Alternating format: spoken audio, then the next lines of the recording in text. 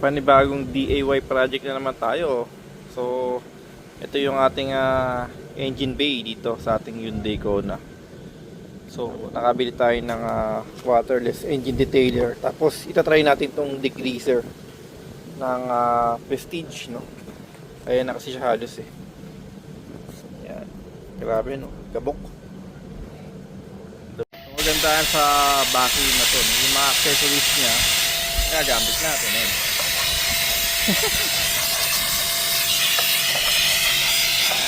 DIY guys, vacuum, tanggal ng alikabok.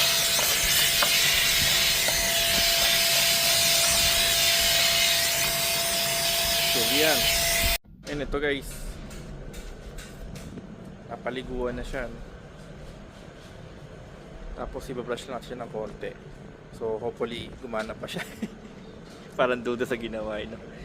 So ayan, engine bay cleaning, DIY lang tayo guys. Try lang.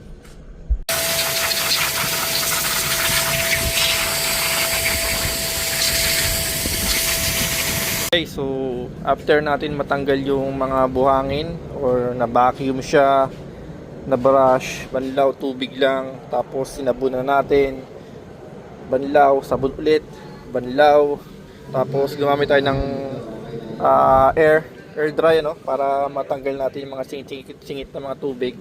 Ngayon gagamit tayo ng waterless na engine detailer. Ayan, try naman natin ito ngayon.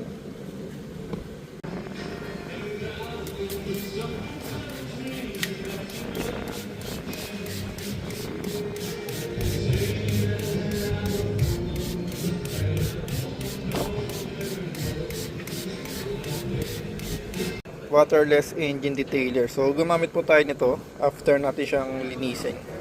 So una nga po guys is tinanggal yung mga alikabok, dumi, vacuum, and then binanlawan muna ng tubig, and then nagyan siya ng sabon na yung pang sasakyan. Meron ding timpladong engine degreaser yun. Tapos after noon, yan, gumamit tayo ng vacuum para matanggal yung mga tubig, singit-singit. After medyo matuyo-tuyo siya, nilagyan na nga po natin siya ng waterless engine detailer. Wala siya nakalagay dito kung ano yung ingredient niya.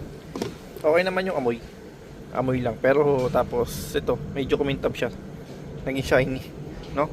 Mukhang all goods naman to, no? Ayan, so nakasave tayo kahit paano ng more or less 1,000 din pag nagpapalinis tayo ng engine. Ngayon pupunasan na po natin siya.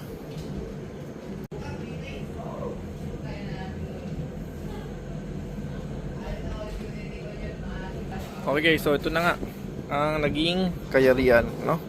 Pero bukas pa natin po i-start yung ating engine pag naglinis na lang tayo ulit, ano? So ngayon dry na lang natin muna, air dry muna siya. So far ito yung naging resulta. Ayan, okay naman, satisfied naman tayo kasi DIY lang to. Ayan, diba? Kahit paano nakaboss-boss tayo ng mga likabok dito, no? Yan, nagmukha talaga siyang makina.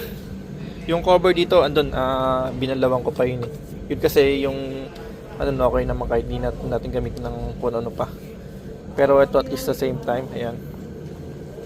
Okay, no? All goods. Thank you for watching po. Ha? Kabok dyan.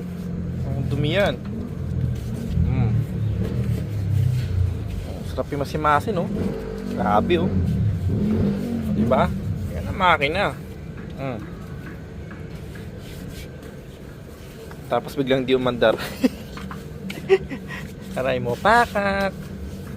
Yan ang kagandahan sa sakyan.